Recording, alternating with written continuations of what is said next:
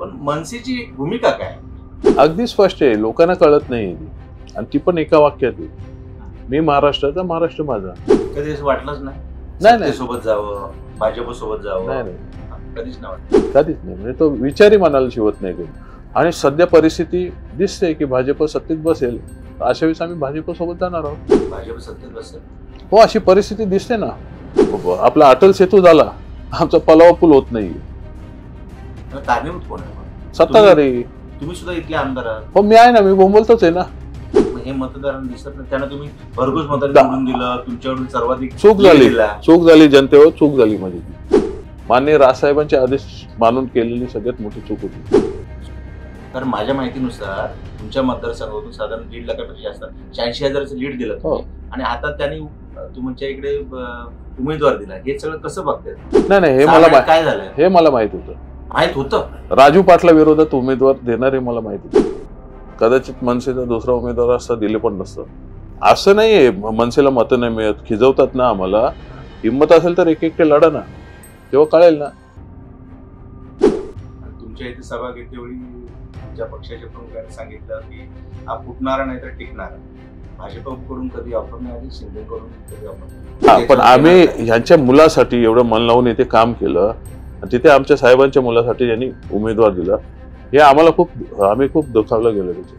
पण ते मी काल एका ठिकाणी बोललो की बाळ कडू देतात ना, यांना फक्त कडूच दिलं. हा, की शिंदे साहेबांचे काही गुण खूप चांगले आहेत, कोणी मान्य करेल ते. त्यातले 5% जरी गुण यांच्यामध्ये उतरले असते ना, किंवा उतरले भविष्यात, तर ते इथे लोकनेता होती. मनसे साधारण 135हून अधिक जागांवरती निवडणूक करत आहे. मनसेचं किती आमदार विधानसभेत?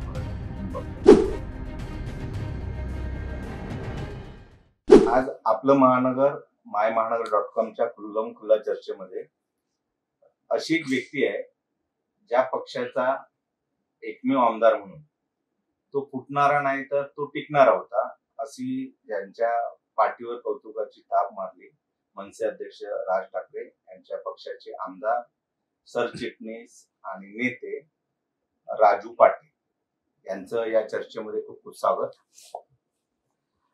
सगळ्यात एक प्रश्न पहिला येतो की मनसे 2006 पासूनचा पक्ष आज साधारण 18 वर्ष झाली. 18 वर्षानंतर तुम्ही एकमेव आमदार आणि तुमच्या इथे सभा घेतेवेळी तुमच्या पक्षाच्या प्रमुखांनी सांगितलं की हा फुटणारा नाही तर टिकणारा. भाजपकडून कधी ऑफर नाही आली, शिंदेकडून कधी ऑफर नाही? पहिला तर कोणाची हिंमत झाली नाही ऑफर करायची. पण खरं सांगायचं तर कारण त्यांना माहिती आहे माझी राजसाहेबांची, म्हणजे मी राजसाहेबांचंच आहे, अदरवाईज कुठे बघत पण नाही.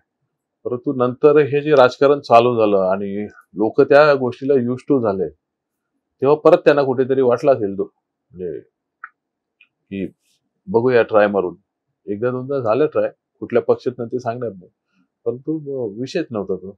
कधी असं वाटलंच नाही सोबत जावं, भाजप सोबत जावं? नाही, कधीच नाही वाटलं. कधीच नाही. म्हणजे तो विचारही मनाला शिवत नाही कधी. सत्ता काय असते किंवा विरोधात बसून काय असतं, हे शेवटी सगळं जे बघायला मिळतं. आज आम्ही विरोधात सक्षम विरोधी पक्ष म्हणून माननीय राजसाहेबांनी मतं मागितलेली, त्याच्यात लोकांनी निवडून दिलेलं. त्यावेळेस विरोधात बसून काम केलं. आता साहेब बोलतात सत्तेत बसणार आहे, बसू. मनसेची नक्की भूमिका काय? मनसे महायुतीत आहे, महायुतीच्या विरोधात लढणार आहे, महाविकास आघाडीच्या विरोधात. एक मनसे एक नेते म्हणून तुम्ही स्वतः निवडणूक लढवताय कल्याण ग्रामीण मधून, त्यावरती आपण बोलू. पण मनसेची भूमिका काय?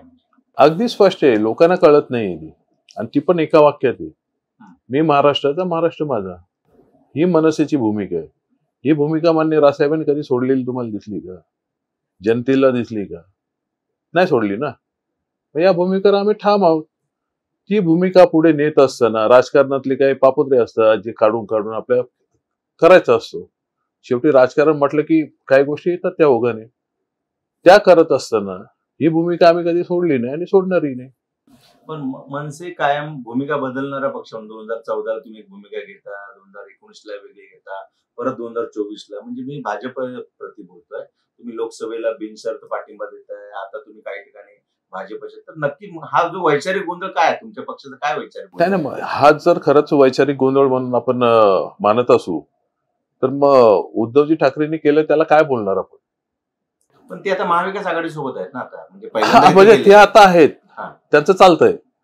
नाही चालतंयच ना, पण तुमची भूमिका आता काय, म्हणजे तुम्ही ना इकडे आहेत ना तिकडे आहेत ना, कारण नाही नाही असं नसतं. मी तुम्हाला बोललो ना, भूमिका एक घेऊन ठाम भूमिकेवर आम्ही आहोत, ती घेऊन पुढे चाललोय. महाराष्ट्र आणि मराठी माणसाचं हित ही पक्षाची भूमिका आहे. त्या अनुषंगाने काही गोष्टी राजकारणात घडतात, ही त्या वेळेस मांडलेले ते विचार आहेत किंवा त्या वेळेसची भूमिका आहे. याचा अर्थ असा नाही ना, आपण एका डॉक्टरकडे गेलो, आपल्याला त्यांचा उपचार नाही आवडलं, आपण डॉक्टर बदलतो ना. त्याच्यात भूमिकेत बदल केला असं नाही बोलू शकत आपण. आपल्याला एखाद्या हॉटेलचं जेवण आवडतं, दुसऱ्या हॉटेलमध्ये खाला, अरे त्याच्यापेक्षा ते चांगलं मिळतं, त्या भूमिका बदलतो बोलू. हा त्यावेळेस त्या विचारांना किंवा त्या वस्तुस्थितीला परिस्थितीला दिलेला एक आपली रिॲक्शन असते ती. मोदीजींना जेव्हा पाठिंबा दिला तेव्हा त्या समोर कोण होतं? पंतप्रधान पदाचा उमेदवार, चेहरा दुसरा होता. ममता बॅनर्जींना करायचं होतं, बरोबर ना. यांच्याकडे चेहराच नव्हता. मग जो जगभरात जो एका याच्यातनं चाललाय जग, आणि अशा राजकारणात जगभरच्या भारत एक भूमिका आपला देश निभावतोय सक्षमपणे. मग अशा वेळेस आपल्या देशाचं नेतृत्व कमजोर असलेलं चालेल का? तर अशा एका व्यापक भूमिकेने माननीय राजसाहेबांनी वैयक्तिक काही न ठेवता एका चांगल्या उदात्त भावनेने आणि देशाच्या भल्याच्या भावनेने त्यांनी ती दिलेला पाठिंबा होता. पण मनसेला कायम भाजपची बी टीम बोललं जातं किंवा तुम्हाला स्क्रिप्ट भाजपकडून येतात लिहून, तर तुम्ही नेते आहात, तर तुमच्यापर्यंत कधी अशी स्क्रिप्ट येते का? तुम्ही भाजपची बी टीम समजता का? नाही विषयच काय येतो. आम्ही अनेक ठिकाणी आजही भाजप समोर लढतोय. 2014ला 2014लाच लोकसभेच्या इलेक्शनला राजसाहेबांनी ते लावले ते व्हिडिओ 2019ला, बरोबर ना. 2024ला परत तुम्ही हा, मग ते म्हणजे अशी बी टीम, मग तेव्हा त्यांची बी टीम होतो का आम्ही? असं नसतं. त्या वेळेस एक जनमानसाचे कानोसा घेतात माननीय राजसाहेब. लोकांसोबत राहायला पाहिजे किंवा लोकांची जी भावना असायला पाहिजे. त्यावेळेस काही घटना घडलेल्या होत्या पुलवामा सारख्या, या माननीय राजसाहेबांना पटत नव्हत्या. ते उघड बोलतात ना, उघड त्यांची भूमिका जाहीर असते. एखाद्या गोष्टीवर मत व्यक्त करणं म्हणजे ती भूमिका नव्हे. तुमचा जो एक पक्ष म्हणून जो चाललेला तुमचा जो एक अजेंडा असतो, त्या अजेंड्यापासून हटून आम्ही कुठली भूमिका घेतली का? तसं नाहीये ना. या गोष्टी त्या राजकीय परिस्थितीत त्या पक्षांच्या बाबतीत घेतलेल्या भूमिका आहेत. महाराष्ट्र हित, महाराष्ट्रासाठी घेतलेल्या भूमिकेवर आम्ही आजही ठाम आहोत आणि तीच आमची भूमिका आहे. सध्या ना राज्यातील ग्रामीण भागामध्ये भाजप विरोधात थोडासा राग दिसतोय. अशा वेळी तुमचे पक्षाचे अध्यक्ष राज ठाकरे किंवा तुम्ही नेते म्हणून भाजप सत्तेत येणार आणि मनसे सत्तेत असणार असं म्हणतात, याबद्दल तुम्हाला काय वाटतं? नाही तो तोडलेलं वाक्य आहे. माननीय राजसाहेब काय बोलले की राजसाहेबांना प्रश्न विचारला गेला की तुम्ही पुरेसे उमेदवार उभे राहिले नाही, तर मग अशा वेळेस तुमचे आमदार येतील आणि तुम्ही बोलता की सत्तेत तुम्ही जाणार, तर मग कशाच्या भरोश्यावर बोलतो? तेव्हा माननीय राजसाहेब बोलले की मला आतापर्यंत सगळ्यात जवळचा पक्ष की बाळासाहेबांसोबत असताना त्यांनी सांगितलंय की प्रमोद महाजनजी किंवा गोपीनाथजी मुंडे यांच्या संबंधामुळे असेल किंवा त्यांचं एक हिंदुत्वाचा विचार घेऊन ते चाललेले असतील, त्यामुळे सगळ्यात जवळचा पक्ष वाटतो तो भाजप आहे. आणि सध्या परिस्थिती दिसते की भाजप सत्तेत बसेल, अशा वेळेस आम्ही भाजप सोबत जाणार आहोत. भाजप सत्तेत बसेल हो, अशी परिस्थिती दिसते ना. आज उभाटाला मत म्हणजे अबू आझमीला मत. ज्या प्रकारे ही लोक लोकसभेला एकवटलेली महाराष्ट्र खड्ड्यात घालायचे, लोकांना जनमानसाचा कानोसा तुम्ही डीपली जाऊन घेऊन बघा. आरक्षण हा एक वेगळा विषय असेल, त्याच्या काय एप्स अँड बर्ड्स येतील, परंतु आज महाराष्ट्र वाचवायचं असेल किंवा म्हणजे एका विचाराने चालवायचं असेल हिंदुत्वाच्या, तर अशा वेळेस लोकांनी विचार चालू आहे, लोकांचा विचार. इथले लोक लोकसभेचा पॅटर्न विसरले नाहीये. या लोकांच्या जिभेला विरोधकांच्या चटक लागली असेल त्या मतांची किंवा त्या अनुषंगाने ते त्यांचे डाव टाकत आहेत, परंतु हे लोकांनाही दिसतंय काय चाललंय ते. तुम्ही आता म्हणाला की उभाटाला मत म्हणजे अबू आझमी, उभाटावाले म्हणतायत की मनसेला मत म्हणजे जे भाजपचे जे काय प्रकल्प गुजरातला नेत आहेत, म्हणजे त्या भूमिपुत्रांसाठी भाजप लढत्या गुजरातांसाठी गुजरात आणि महाराष्ट्राची इकॉनॉमी कुठे कम्पेअर करतात ती लोक? एक दोन प्रकल्प गेले असतील किंवा त्याच्यात मिसहँडलिंग झाले असेल, परंतु आजही महाराष्ट्र नंबर 1च आहे ना. आणि सत्तेला सपोर्ट देऊन महाराष्ट्रात अजून उद्योग कसे आणायचे ते माननीय रासने बघतील ना, एकत्र राहून बघतील ते. महाराष्ट्र काय असा एक दोन उद्योग जाऊन लेचापेचा नाहीये की कमजोर झाला आणि गुजरातला गेले. अर्थात मोदीजी गुजरातचे आहेत, ते त्यांच्या राज्याचा विचार करून काही प्रोजेक्ट जात असतील. इथे पण काही गोष्टी घडतायत ना, इथे उद्योग का नाहीत याच्यासाठी पण इथल्या राज्यकर्त्यांनी अंजन घालायला पाहिजे. हे याही मताचं आम्ही स्वतः बघायला पाहिजे की इथे उद्योग का नाहीये, काय प्रॉब्लेम आहे का, आपले कोणी टक्केवारी वगैरे मागतायत का त्यांच्याकडनं, का घसरतायत तिकडे. हा एक विचार करण्याचा विषय आहे. तुम्ही आता ज्या टक्केवारीचा उल्लेख केला, इकडून समजा मुख्यमंत्र्यांचे पुत्र डॉक्टर श्रीकांत शिंदे खासदार आहेत वगैरे, सो सत्ताधारी म्हणजे आताचे सत्ताधारी सुद्धा टक्केवारीवरती जगतायत. 100%. म्हणजे जे मुख्यमंत्री आहेत किंवा त्यांचे पुत्र जे आहेत 100%. 100%. आता मी तुम्हाला एक सांगतो, कल्याण शिळपाटा रोड आहे बरोबर, याच्या क्वालिटी, रायडिंग क्वालिटी जी आहे तिच्यावर मी आवाज उठवला की याची क्वालिटी चांगली नाहीये. तिचा VJTI तर्फे स्ट्रक्चर ऑडिट लावला. त्याच्या रिपोर्टमध्ये 64 पॅनल त्याचे खराब आले. त्यातले 32 पूर्ण तोडून बनवायला लागले. अजूनही त्याची क्वालिटी काय चांगली नाही. मी बोलतो हे लोक का नाही बोलत आहेत, यांचं तोंड कोणी दाबलंय, यांचा सहभाग आहे खासदारांचा असा संशय आहे मला. माझा आरोप जरी नसला तरी संशय आहे. पलावा पूल, पत्री पूल, दिवेचा पूल एकाच ठेकेदाराला दिलं. कामं तुम्ही बघताय कशी चालले. तुम्ही एखाद्या चांगल्या कंपनी इथे का नाही येऊ शकत, L&T सारखे किंवा अजून चांगली ब्रिज. आपला अटल सेतू झाला, आमचा पलावा पूल होत नाहीये. कारणीभूत कोण आहे? सत्ताधारी. तुम्ही सुद्धा इथले आमदार आहात. हो मी आहे ना, मी बोंबलतोच आहे ना. अनेक मला 5 वर्षाचा रेकॉर्ड काढून बघा, मी बोंबलतोच आहे. पलावाचा दुसरा पूल जो आहे ना, डोंबिवलीहून शेळफाटाला जाताना, त्याचं तर ते अनधिकृत बांधकामं वाचवायला 3 पिलर रस्त्यात आणलेत. ती बांधकामं एकदा तोडली गेलेली होती. मग हे मतदारांना दिसत नाही, त्यांना तुम्ही भरघोस मतांनी निवडून दिलं, तुमच्याकडून सर्वाधिक चूक झाली जनतेवर, चूक झाली माझी. माननीय राजसाहेबांचे आदेश मानून केलेली सगळ्यात मोठी चूक होती श्रीकांत शिंदे यांनी निवडून. कारण माझ्या माहितीनुसार तुमच्या मतदारसंघातून साधारण 1.5 लाखापेक्षा जास्त 86,000चं लीड दिलं तुम्ही, आणि आता त्यांनी तुमच्या इकडे उमेदवार दिला. हे सगळं कसं बघताय तुम्ही? नाही हे मला काय झालं हे मला माहित होतं. राजू पाटला विरोधात उमेदवार देणार हे मला माहित होतं. कदाचित मनसेचा दुसरा उमेदवार असता दिले पण नसतं. पण राजू पाटील आहे म्हणून दिलं. हा, पण त्यात राजू पाटील मदत केली ना खासदारांना. हा, ते त्यांनी बघायला पाहिजे ना. तो त्यांच्या तत्वांचा विषय, मदत केली. आणि मी कुठल्या अपेक्षेने मदत केली नव्हती, साहेबांच्या आदेशाने मदत केली होती. त्यामुळे मी त्यांना दोष देणारच नाही एका बाबतीत की बाबा करायला पाहिजे होतं. ते तसेच आहेत.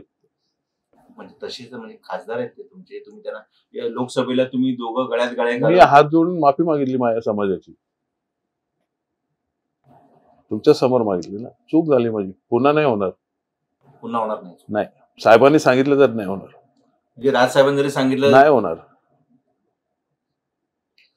थोडंसं आपण पुन्हा निवडणुकीच्या राजकारणामध्ये मनसे कुठेतरी कमी पडताना दिसते. बाळासाहेबांप्रमाणे राज ठाकरे यांच्या सभांना गर्दी होते.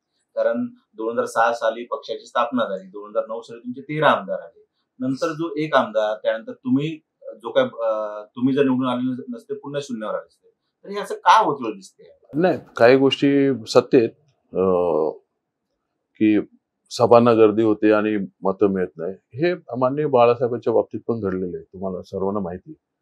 त्यात अजून एक गोष्ट ऍड झाली की सध्याचा सोशल मीडिया आणि ही जी सिस्टम आहे ना, म्हणजे पन्ना प्रमुख वगैरे इतर पक्षात चालतो. हो, एक कॉर्पोरेट लेवलला एक ऑफिस असल्यासारखी यंत्रणा उभी असते दुसऱ्या पक्षांची.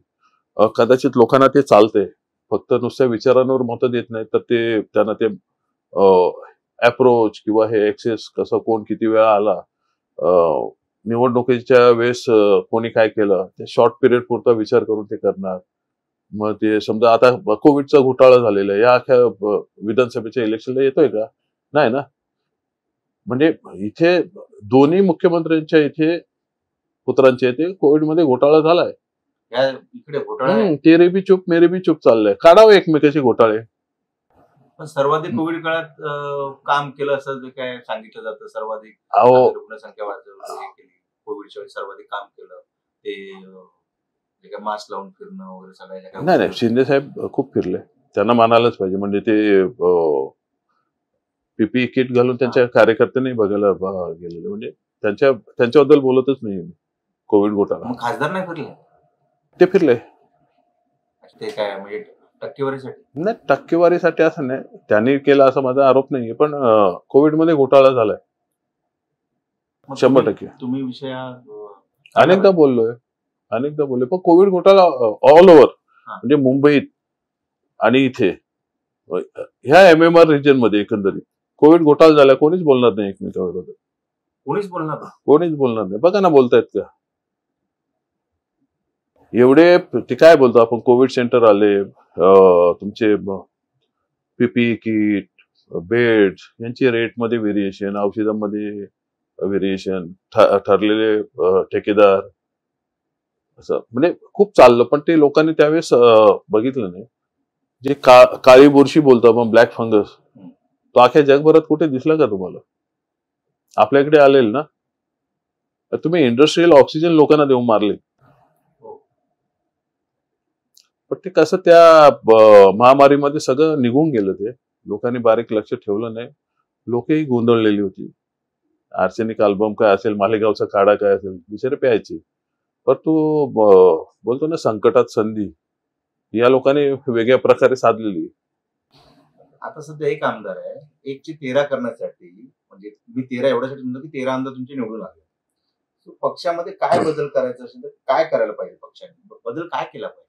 नाही, पक्षाने बदल करण्यापेक्षा लोकांनी बदल करायला पाहिजे. आता लोकांनी माननीय राजसाहेबांचे विचार स्वतःच्या हातात घ्यायला पाहिजे. कारण मी तुम्हाला सांगतो बघा, 2014ची निवडणूक ही मोदी वेव्ह मध्ये गेली आणि त्याच लाटेमध्ये ती आता ओसरते, किंवा तुम्हाला लोकसभेच्या रिझल्ट मध्ये दिसले. एका विचाराने आम्ही एकटेच लढतोय आहे, त्याच्या मागचा सगळ्यात मोठा ड्रॉबॅक आहे की सगळे पक्ष युतीत लढतात आणि आम्ही एकटे लढतो. आतापर्यंत आम्ही एकटे लढतो, हा एक भाग येतो. जर प्रत्येक पक्षाचा इंडिव्हिज्युअल लढून दाखवा सगळ्या पक्षांनी, 5 मोठ्या पक्षाने, हा लढून दाखवा ना, 7 पक्ष झाले, सगळ्यांनी एक एकटे लढून दाखवा. नको, मग कळेल ना, दूध का दूध पाणी का पाणी. असं नाहीये मनसेला मतं नाही मिळत, खिजवतात ना आम्हाला. हिंमत असेल तर एक एकटे लढा ना, तेव्हा कळेल ना. तुमच्या पक्षामध्ये म्हणजे ज्या गोष्टीसाठी राजसाहेब ठाकरे यांनी 18 वर्षापूर्वी पक्ष सोडला, विठ्ठलाच्या भोवती जे माझे बडवे आहेत त्यांच्या कोंडाळ्यांनी सोडतात, तुमच्या पक्षामध्ये सुद्धा दरबारी राजकारण करण्याची कोंडाळे आहे असं तुम्हाला वाटतंय का? नाही, असं नाही बोलू शकत. कसं आता तिथे ज्यांच्याबद्दल तुमच्या मनात असेल किंवा ते साहेबांचे मित्र आहेत, आमचे नेते जे सरदेसाई साहेब असतील, बाळा नांदगावकर साहेब असतील, हे पक्षाचे नेते संदीप देशपांडे असतील, आणि त्या परिसरात राहतात. रोजचं त्यांचं येतात, मान्य राजसाहेब त्यांना काही गोष्टी सांगतात एकदम इझिली, की निवडणुकीपुरते ते घराच्या गॅलरीत येऊन बोलत नाहीत माईक घेऊन पदाधिकाऱ्यांशी. कळलं ना? म्हणजे तुम्ही उद्धव ठाकरे यांच्याबद्दल जे गॅलरीत येऊन बोलतात, कुठे भेटतात? निवडणुकीच्या दरम्यानच फक्त मनसे आपला 3 महिन्यापूर्वी कार्यक्रम करतात, ते फक्त गंडा बांधायला भेटतात, तेवढंच मोजकी लोक असतात. अदरवाईज ते गॅलरीत येतात, माईक घेणार आणि बोलणार. राजसाहेबांना कोणीही भेटू शकतो, कोणीही भेटू शकतो. आम्ही बघतो ना, माझ्या पक्षातले बरेचसे सहकारी येतात विदाउट अपॉइंटमेंट, बाहेर बुके घेऊन उभे असतात, वाढदिवसाचे वगैरे भेटतात.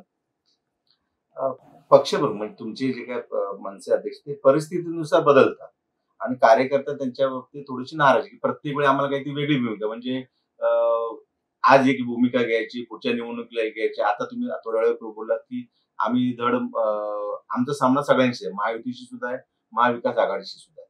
नक्की या निवडणुकीमध्ये मनसेचं स्टँड काय?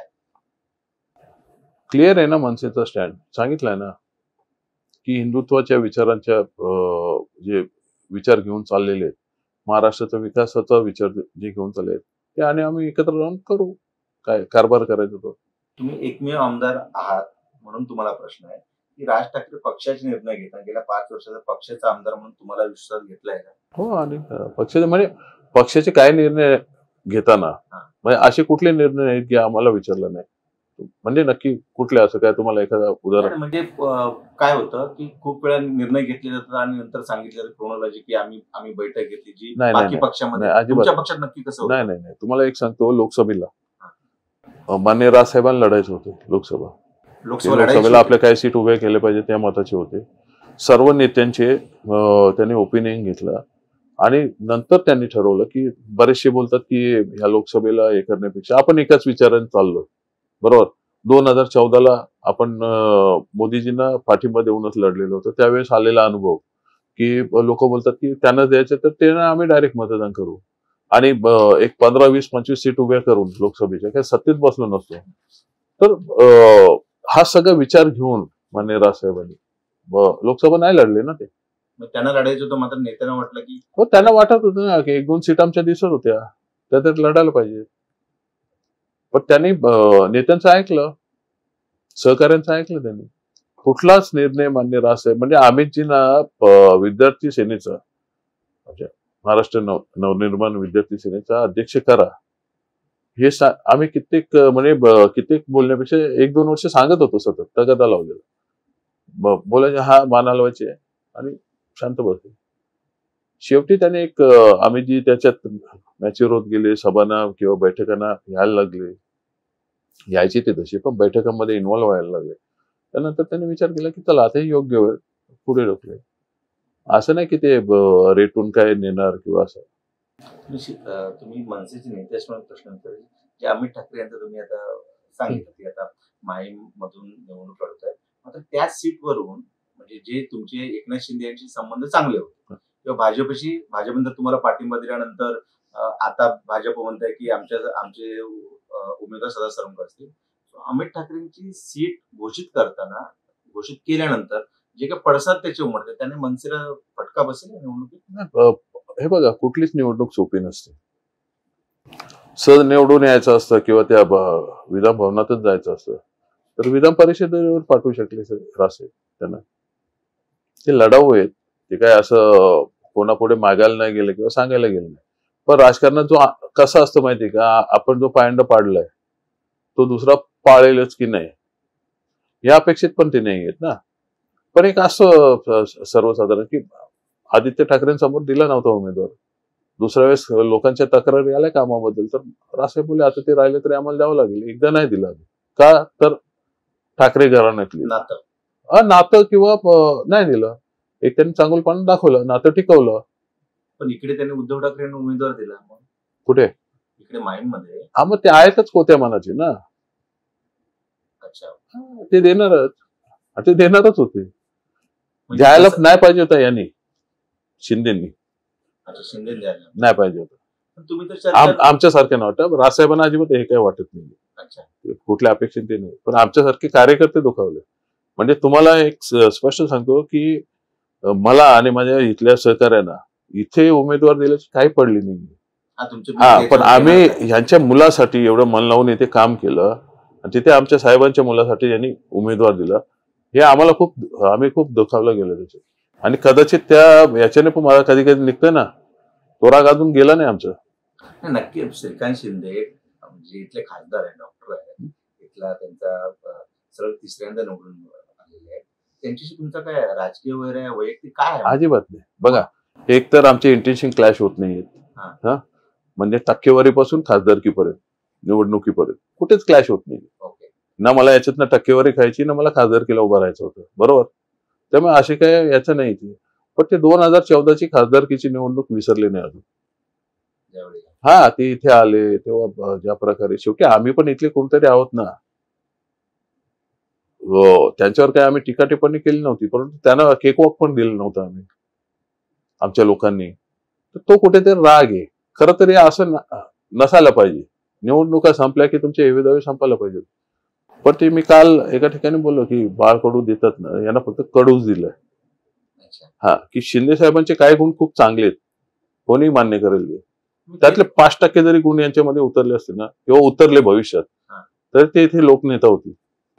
शिंदे साहेबांबद्दल कधी तुम्ही नाही, तसं नाहीये. शिंदे साहेबांबद्दल राजकीय त्यांच्या काय भूमिका असतील तेव्हा त्या काय असेल, परंतु पर्सनल व्यक्ती किंवा असं कोणाशी संबंध कसे जपायचे ते जपतात. ते राजकारण आलं की तेवढे कठोरपणे ते त्यांचं राजकारण करत असतात.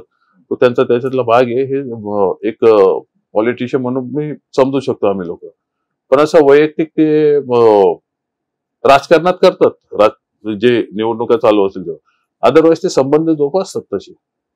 या मतदारसंघाचा निधी रोखण्यात आला. तुमच्या एकदम भाषणातून मी ऐकलं होतं. निधी रोखण्यात आला. ज्या लोकसहयोगी ज्या काही गोष्टी आहेत त्यासाठी निधी दिला नाही. हे म्हणजे राजू पाटीलला स्पीड ब्रेकर लावण्यासाठीच होतं की काय? हो, कसं झालं, ही जी 2019 ची जी माझी निवडणूक झाली, इथे सुभाषदादा भोईर यांना तिकीट मिळालेलं. त्याने फॉर्मही भरला. म्हणजे पक्षप्रमुखांच्या हस्ते एबी फॉर्मचा फोटो टाकून ते तिकीट फॉर्म भरायला गेले. फॉर्म भरला. त्यानंतर यांनी बाळहट्ट करून तिकीट चेंज केला आणि कुठेतरी ती त्या क्षणापासून ती निवडणूक प्रतिष्ठेची बनली त्यांच्यासाठी. तर ती निवडणूक जेव्हा झाली, रिझल्ट आले, तो थोडा राग आला त्यांना की अरे एवढे करू पण हा निवडून आला, आता बघतो त्याला, आमच्याकडे सत्ता आहे, माझे बघू. आणि अशा याच्याने मला असं वाटतं की तुम्ही माझ्यावर वैयक्तिक काढा ना राग, मी तयार आहे. तुम्ही जनतेवर कशाला काढता? आज इथली जनता जी सोचते, ट्रॅफिक आहे किंवा अंतर्गत खूप समस्या. हो, म्हणजे मला लोक प्रश्न विचारतात की पाणी नाही आहे, रस्ते नाही आहेत, हे नाही आहेत. हा मुख्यमंत्र्यांचा मुलगा इथला खासदार आहे, विचारा त्यांना. खासदार कसं पाणी आणणार? आमदार नगरसेवक आणणार, खासदाराचं पाणी आणणार? अहो, झेडपीच्या कामांचे इथे खासदाराचे बोर्ड लागलेले चालतात, बरोबर? झेडपीच्या कामाला सुद्धा बोर्ड लावतात. मग फिरून बघा. आमच्या प्रयत्नाने पत्री पुलेनं त्याला एक बोर्ड लावलाय, त्याला फक्त नाव दिलं आमच्या दरे मातीचं, त्याच्या खाली सौजन्य लिहिलंय, जसं अख्खा पत्री पुलेने बनवलं. त्यामुळे ह्या गोष्टी होतात. मनसेच्या स्थापनेपासून अनेक जण राज ठाकरेंना सोडून गेले. अनेक नावं, शिशिर शिंदे असतील, धंगेकर असतील, राम कदम असतील किंवा प्रवीण दरेकर, हे लोक पक्ष सोडून गेले. पक्षात त्यांना न्याय मिळाला नाही की काय? असं नाही, असं नसतं. काही लोक खूप महत्वाकांक्षी असतात. राजकारण आणि त्याच्यातनं मिळणारी पद किंवा होणारे फायदे ते करिअर म्हणून बघत असतात. तर अशा लोकांना कुठे वाटलं असेल की आपण एका विचाराने चाललोय पण आपल्या करिअरचं काही खरं नाही, अशा लोकांनी सोडूनही गेलेले. पण त्या लोकांचं काय झालं म्हणजे दरेकर साहेब सोडले तर मला असं काही दिसत नाही कोणी असं अजून. भले इथे मनसेत आम्ही पदाधिकारी असू नसते, परंतु काय मान असो नाही. विषय माझा पक्षच राजसाहेब आहे. माझा फोकसच फक्त राजसाहेब आहे. आजूबाजूला बघतच नाही. या दिवशी अशी वेळ येईल ना, मी राजकारण सोडून देईन. राजकारण हा काय संबंध आहे? एक राजू पाटील म्हटल्यावरती आचारसंहितेपुरतं राजकारण करतो आणि आचारसंहितेनंतर पुन्हा जे काय आपलं काम आहे सगळ्यांची, हे सगळं कसं जमतं? कारण इकडे राजकारण केल्याशिवाय कुठली सीट येत नाही. तुम्ही फक्त जे काय आचारसंहिता 21 दिवस तेवढाच करता असं मी ऐकलंय. काय करायचं? नाही, तोही का करतो माहिती का? त्या रिॲक्शन असतं समोरनं जेव्हा आल्यावर ते जे करायचं असतं किंवा ते समोरच्यांना काय ढाचे देतात सोपे शब्द, त्याच्यावर केलेलं भाष्य असतो. या गोष्टी घडत असतात आणि तो निवडणुकीचा किंवा निवडणूक जिंकण्यासाठीचा केलेल्या प्रयत्नांचा एक पार्ट असतो. त्यानंतर सर्व आखा आता इथे समाज आहे, समजा समाजातली 100% मतं मला नाही मिळत ना. ते अलग अलग विचारधारेचे असतात. ते दुसऱ्याने केल्यावर त्यांच्याशी का असं नंतर तसंच वागायचं का? त्यामुळे राजकारण फक्त तेवढ्या पुरतं. नंतर तुम्ही लोकप्रतिनिधी कशाला बोलतात? लोकांनी निवडून दिलेला लोकप्रतिनिधी तो सर्वांसाठी काम करणारा असला पाहिजे ना, तिथे राजकारण नाही आलं पाहिजे. कल्याण ग्रामीण मधून तुम्ही उमेदवार आहात. थोडंसं आपण कल्याण ग्रामीण बद्दल बोलूया की 2009 तुमचे बंधू इथे आमदार झाले, त्यांनी भोईर यांचा पराभव केला. रमेश म्हात्रेंचा पराभव केला. 2014 सुभाष भोईर झाले, त्यांनी दादांचा पराभव, तुमच्या भावाचा पराभव केला आणि तुम्ही रमेश म्हात्रेंचा पराभव केला. तिरंगी लढत आहे. नक्की लढत तुमची कोणाची?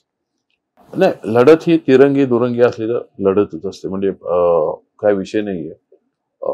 परंतु तुम्ही बघायला जाल तर हा इथे जो मतदारसंघ तयार झाल्यापासून 2009 पासून मनसे आणि शिवसेना यांच्यातच लढत होते. पारंपरिक तसं चालत आलंय. आमदार रिपीट होत नाही. हा, होत नाही. भीती वाटते? घर झालं ना रिपीट आमचं. आमच्यावर लोकांचं प्रेम आहे, समाजाचं प्रेम आहे पाटील घराण्यावर. त्यांना माहिती आहे ते ठीक आहे, कधी कधी काही गोष्टी होत असतील, पण हे इमानदार आहेत, प्रामाणिक आहेत, हप्तेखोर नाही आहेत, खंडणीखोर नाही आहेत, टक्केवारीखोर नाही आहेत. एक प्रेम आहे या लोकांचं. कुठेतरी आगरी समाजातला एक थोडा आम्हाला कोपरा त्यांनी मान पण देऊन ठेवला. इतर पण म्हणजे फक्त आगरी समाज नाही, त्यांनी रिपीट केला की. कल्याण ग्रामीण गेल्या 5 वर्षात काय तुम्ही विकास काम केला आणि निवडून आला तर परत काय करायची? कल्याण ग्रामीण हा मतदारसंघ असं तुम्ही बघाल तर कोरी पाटी हा तुम्हाला एक चांगल्या सुनियोजित प्रकारे डेव्हलप करता येईल, याचं तुम्हाला एक चांगलं प्लॅनिंग करता येईल. म्हणजे इथे बुलेट ट्रेन येते आता, ITP प्रोजेक्ट मला वाटतं ठाणे जिल्ह्यात इथेच चालू आहे मोठे मोठे. तर अशा वेळेस तुम्ही पहिला विचारलं की काय कामं केली, तर इथे सगळ्यात म्हणजे आमदार म्हणून जो काम केला असेल तर 14 गावं माझी जी आहेत, जी गेली 15 वर्षे लढा देत होती की नवी मुंबईत आम्हाला समाविष्ट करा, ती त्याच्यातनं नवी मुंबईतनं बाहेर पडलेली. आज ती 14 गावं आत गेली नवी मुंबईत. तिथे येत्या 5 वर्षात त्यांच्या म्हणण्यानुसार जेव्हा ही गावं काढली तर घेतली पालिकेत, तेव्हा जो उत्तर आला त्याच्यात असं दिलं की घ्यायला हरकत नाही, परंतु या गावांसाठी 5 वर्षात 5,900 कोटी टप्प्याटप्प्यात काय बोलतात ते इन्फ्रा डेव्हलप करावं लागेल आणि 500 कोटी गावांसाठी हे करावं लागेल. तर आता या गावांना साधारण 5,500 6,000 कोटी 5 वर्षात येईल. म्हणजे एवढा प्रचंड प्रमाणात तिथे निधी मिळणार आहे. माझी 27 गावं जी इथले भूमिपुत्रांची मागणी होती की पालिकेतनं काढा आम्हाला KDMC मधनं आणि आमची वेगळी नगरपालिका बनवा, तो विषय मी विधान भवनात मांडला. त्याच्यावर निर्णय झाला, परंतु कुठेतरी समाजाला असं खितपत ठेवायचं ना म्हणून ती 18 गावं काढली. मूळ मागणी आमची तशीच आहे आणि तो कोर्टात विषय पेंडिंग आहे. तो असेल. इथला अमृत योजना मी आमदार झाल्यापर्यंत चालू नव्हती झाली, ती बऱ्यापैकी पुढे नेली. आता पाण्याचा प्रश्न बऱ्यापैकी सुटणार आहे. 85% कामं झालेली आहेत. तिच्यासाठी टाक्यांना जागा मिळत नव्हत्या, तर त्या जागेवर जाऊन खाजगी लोकांकडनं किंवा बिल्डर्सकडनं किंवा अजून काय सूचना असतील ती केलेली आहे. इथले रस्ते चांगले केलेले आहेत. इथे कल्याण शिलफाटा रोडला मल्टिपल एक्सेस पाहिजे, अनेक पर्याय पाहिजेत, त्याच्यावर काम चालू आहे. डोंबिवली मुंब्रा जो रेल्वे समांतर रस्ते वाया दिवा, त्याची मागणी रेटून धरतोय. इथे धरण असायला पाहिजे, ती मागणी माननीय मुख्यमंत्र्यांनी मान्य केली आहे. स्टेमचा जो पाणी कोटा आहे तो संपूर्ण KDMC साठी आम्ही वापरू शकतो, जो नवी मुंबईला दिला होता. रिझर्व कोटा होता आमचा, नवी मुंबईला दिला होता, ती वाढत होती. पण त्याचा स्वतःचा डॅम झाल्यावर तो आमच्याच तसा रिझर्व आहे अजून, परंतु तो आम्ही कोणी बाकीच्या राजकारण्यांनी घेतला नाही. त्याचा पाठपुरावा चालू आहे आणि सर्व होत असताना या भागाचा एक चांगल्या सुनियोजित प्रकारे कसा विकास होईल याच्यावर आमचं बारीक लक्ष आहे आणि त्या अनुषंगाने कामही करणार आहोत पुढे. राज ठाकरे कायम म्हणजे अनेक जण घराणेशाहीवरती टीका करतात. त्यांचा मुलगा अमित ठाकरे हे दादरमध्ये उभे आहेत. तिथे जे यापूर्वी राहिलेले माजी आमदार नितीन सरदेसाई यांची निवडणूक लढण्याची इच्छा होती. ज्यावेळी आपण दुसरा टीका करतो त्यावेळी घराणेशाही असते आणि आपल्या घरातच तिकीट द्यायची. नाही असं नाही, त्यांची इच्छा होती की अमित ठाकरेंनी इथनं उभं राहावं. ते स्वतःहून बोललेले अनेकदा की मी 2दा का 3दा तिथनं लढले मला वाटतं. तर एकदा इकडनं हे करूया. त्यांची बाकीची म्हणजे पक्षाला म्हणून जी काय मदत देता येईल किंवा योगदान देता येईल निवडणूक काळात, त्यासाठी मला फ्री ठेवा अशी त्यांची इच्छा होती. कारण नांदगावकर साहेब निवडणूक लढवणार होते, संदीपजी देशपांडे निवडणूक लढवणार होते. अशा वेळी आमचे नेते आणि तर एक म्हणजे ते साहेबांचे आमचे नेते जरी असले तरी साहेबांचे अत्यंत जवळचे आणि घरातली व्यक्ती बोलू शकतात, मित्र आहेत.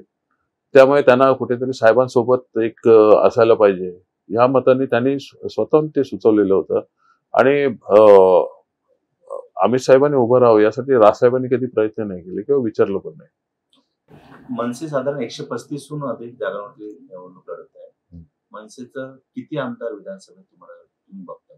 नाही, यावेळेस चांगल्या सीट येतील. मी आता रोजचा अनालिसिस घेत असतो की पक्षाचं महाराष्ट्र लेवलला जे पर्सेंटेज येत असतात, आमचा सर्वे चालू असतो प्रत्येक पक्षाचा, तर तो दिवसेंदिवस वाढताना दिसत आहे. तर पक्ष म्हणून आम्ही वाढतो. आता संख्या आमदारांची किती होईल किंवा किती वाढेल हे मतदानाअंतीच कळणार आहे. परंतु निश्चित सर्वांनी दखल घेण्यासारखी किंवा सत्तेत आमच्याशिवाय कोणी बसू शकणार नाही या लेवलला आम्ही सत्तेने कोण बसणार असं चित्र सध्या तरी दिसत नाही आमच्या सर्वेनुसार. त्यामुळे दखल मनसेला घेऊनच हो बसवावे लागेल. हो, मग त्यालाच जोडून माझा प्रश्न आहे, जर मनसेला घेऊन जायचं असेल, तुम्ही एकमेव आमदार होते, आता निवडणूक लढताय, तर राजू पाटील कॅबिनेट मिनिस्टर आम्हाला नाही हो, एवढी काही इच्छा पण नाहीये माझी. पक्ष म्हणून जे जे मनसे जर सत्तेत असेल तर तुमचं नाही आहेत ना आमचे नांदगावकर साहेब होत, संदीपजी होत, चांगले बोलणारे लोक होत. माझं राजकारण मी काय हार्डकोर राजकारणी नाहीये.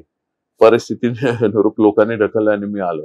मला अजून हे व्हायचे निवडून आल्यानंतरच्या अर्थात या गोष्टी आहेत, परंतु सत्तेत गेल्यानंतरच्या गोष्टी आहेत. परंतु जरी तुमचे प्रश्न असं मान्य केला मी, तरी माझी तशी इच्छा पण नाहीये. शेवटच्या सेगमेंटकडे राज ठाकरे या नेत्यामध्ये कोणते गुण तुम्हाला भावतात आणि काय आवडत नाही, प्रांजळपणे सांगा.